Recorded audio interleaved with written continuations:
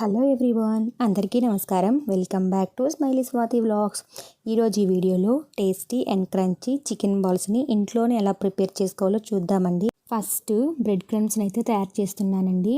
దానికోసం 2 బ్రెడ్ స్లైస్ని తీసుకొని ఇలా కట్ చేసుకొని మిక్సీలో వేసుకొని ఇలా పౌడర్ లాగా తయారు చేసుకున్నాను. ఈ పౌడర్ని ఒక బౌల్లోకి అయితే తీసుకుంటున్నానండి. ఇప్పుడు అదే మిక్సీ గిన్నెలోకి నేను 1/2 kg వరకు చికెన్ అయితే తీసుకున్నాను. ఇప్పుడు ఈ చికెన్ని మెత్తగా అయితే బ్లెండ్ చేసుకోవాలండి. చూడండి, ఇక్కడ వీడియోలో చూపిస్తున్నట్లు ఇలా మెత్తగా అయితే ఉండాలి. ఇప్పుడు ఇందులోకి రెడ్ చిల్లీ ఫ్లేక్స్, మిరియాల పొడి, అలాగే ఉప్పు, ఇంకా సోయా సాసు, నిమ్మరసం ఇవన్నీ వేసుకొని బాగా మిక్సీ పట్టుకోవాలండి. ఇప్పుడు ఒక మిక్సింగ్ బౌల్ తీసుకొని అందులోకి మిశ్రమాన్ని వేసుకొని మనం చపాతీ పిండిని ఎలా అయితే కలుపుకుంటామో అలా ఒకసారి మొత్తం కలుపుకోవాలండి.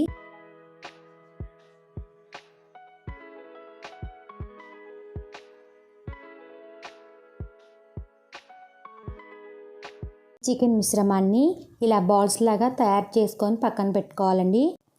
ఇక్కడ నేను 3 బౌల్స్లోకి మైదా పిండి, ఎగ్, అలాగే బ్రెడ్ క్రమ్స్ని రెడీగా పెట్టుకున్నానండి.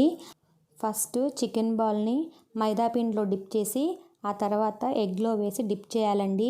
ఎగ్ అంతా బాగా పట్టించిన తర్వాత బ్రెడ్ క్రమ్స్లో కూడా వేసి బాగా డిప్ చేయాలి. ఇక్కడ వీడియోలో చూపిస్తున్నట్టు ఇలా రెడీ చేసి పక్కన పెట్టుకోవాలండి. పిల్లలు స్కూల్ నుంచి వచ్చేసరికి వాళ్ళకి ఇలా సర్ప్రైజ్ ప్లాన్ చేస్తే వాళ్ళు చాలా హ్యాపీగా ఫీల్ అవుతారు. చూడండి, ఇక్కడ మొత్తం అయితే రెడీ చేసి పక్కన పెట్టుకున్నాను. ఇప్పుడు ఇక్కడ ఆయిల్ వేడైన తర్వాత ఒక్కొక్కటిగా వేసుకుంటూ వేయించుకోవాలండి. ఆయిల్ హైలో ఉండకూడదండి. గ్యాస్ని లో టు మీడియంలో పెట్టుకొని వేయించుకోవాలి. అప్పుడే చికెన్ లోపల వరకు కుక్ అవుతుందండి. ఈ చికెన్ బాల్స్ అన్నిటినీ అన్ని పక్కల ఈవెన్గా వేగేలాగా కలుపుకుంటూ మంచిగా వేయించుకోవాలండి. చూడండి, ఇక్కడ మంచి కలర్ రాగానే ఇక్కడ నేను తీసేస్తున్నాను.